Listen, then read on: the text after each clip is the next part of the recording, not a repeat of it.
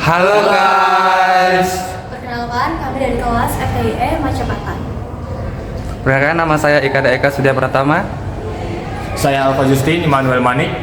Perkenalkan, nama saya Nikos Kuswa Chandra. Saya Hotri Valdo Malau. Dan saya Anastasia Delita. Bye-bye. Baik, sebelum saya jelaskan bagaimana sih Majapahit bisa sampai ke Pulau Jawa. Nah, pertama saya jelaskan dulu, apa sih itu Majapahit? Majapahit adalah jenis puisi atau sastra lisan tradisional Jawa yang dihasilkan oleh masyarakat Jawa. Majapahit itu memiliki akar dalam sastra Jawa kuno yang dapat ditelusuri kembali ke masa kerajaan Majapahit pada abad ke-13 hingga ke-16. Ada yang berpendapat tembang Majapahit diciptakan oleh Prabu Dewa Wasesa atau Prabu Banjaran Sari di Sigalu tahun 1279 Masehi. Pendapat lain mengatakan bahwa Majapahit tidak hanya diciptakan oleh satu orang, tapi oleh beberapa orang wali dan bangsawan. Para pencipta itu antara lain adalah Sunan Kedaton, Sunan Prapen, Sunan Bonang, Adipati Nata Raja, dan lain-lain. Pada zaman ajaran Islam masuk ke tanah Jawa, para wali songo menggunakan tembang Majapahit sebagai media dakwah dalam mengembangkan agama Islam di Pulau Jawa.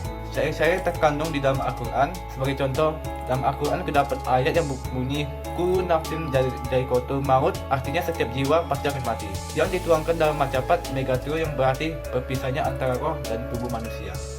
Baik, selanjutnya di sini saya akan membahas mengenai jenis-jenis Majapahit. Yang pertama ada Majapahit Pangkur. Majapahit ini biasanya digunakan untuk menyampaikan cerita ataupun legenda. Yang kedua ada Majapahit Sinom. Majapahit ini biasanya digunakan untuk mengungkapkan kisah tentang kebijaksanaan dan nasihat. Kemudian ada Majapahit dan Hanggula. Majapahit ini biasa berfokus pada nilai-nilai moral dan etika. Kemudian ada Majapahit Mas Kumbambang. Majapahit ini biasanya menyampaikan pesan-pesan spiritual dan keagamaan. Dan yang terakhir ada Majapahit Gambuh. Majapahit ini biasa digunakan untuk menyampaikan kisah-kisah klasik ataupun epik. Oke, selanjutnya saya akan menjelaskan fungsi Majapahit. Yang pertama itu mempunyai fungsi hiburan, di mana sebagian besar masyarakat Jawa menganggap bahwa hiburan atau menghibur itu artinya menyenangkan, kami juga hati mereka.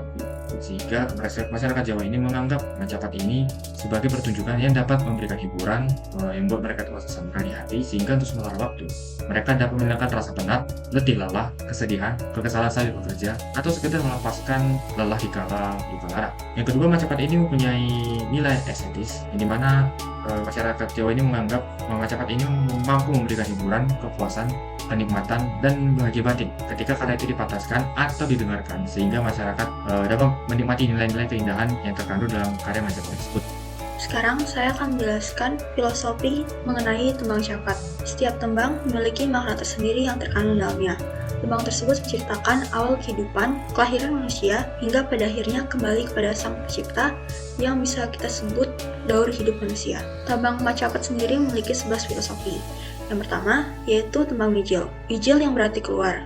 Dan tembang mijil ini punya makna ketika anak manusia terlahir ke dunia dari kandungan atau rahim ibunya, atau yang bisa disebut juga bayi yang baru saja lahir. Yang kedua, yaitu kinanti yang sudah lahir dan menjadi balita. Lalu yang ketiga, sinom yang artinya remaja. Yang keempat, asmaradana yang artinya memiliki ada rasa tertarik antara remaja wanita dan remaja pria. Yang keempat, yaitu gabuh, yang maknanya di antara rasa ketertarikan itu memisahkan seseorang yang telah berhasil menemukan pasangan hidupnya dan sudah menjadi jodoh. Yang keenam, terdapat dandanggula. Dandang artinya harapan hidup, ya, sehingga tembang ini memiliki makna berharap sesuatu yang indah atau mengharapkan yang manis-manis. Tembang selanjutnya, tembang ketujuh, yaitu tembang Nurma. Tembang ini berarti hidup berkeluarga setelah 5-10 tahun akan terjadi banyak suka dan duka, dan harus berani menghadapi hal tersebut.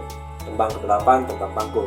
Tembang Pangkur ini berarti orang yang sudah tua harus mengurangi nafsu materi, jabatan, dan lain-lain, hingga mengesampingkan duniawi. Tembang ke-9, tembang Megatru. Ini berarti lansia akan pindah ke jalan Mangkubumi atau meninggal. Tembang ke-10, tembang Pocong. Tembang ini berarti orang yang sudah meninggal akan dibuat pocongan. Terakhir, tembang ke-11, tembang Mas Kumbambang. Tembang ini berarti agama apapun memiliki keyakinan. Setelah kehidupan di dunia, ada kehidupan kedua di alam lain. Dalam kehidupan nanti ada tanda besar. Filosofi ini hanya rekayasa saja ya. Sekian dari kelompok kami. Apabila ada kesalahan kata, mohon dimaafkan. Terima kasih.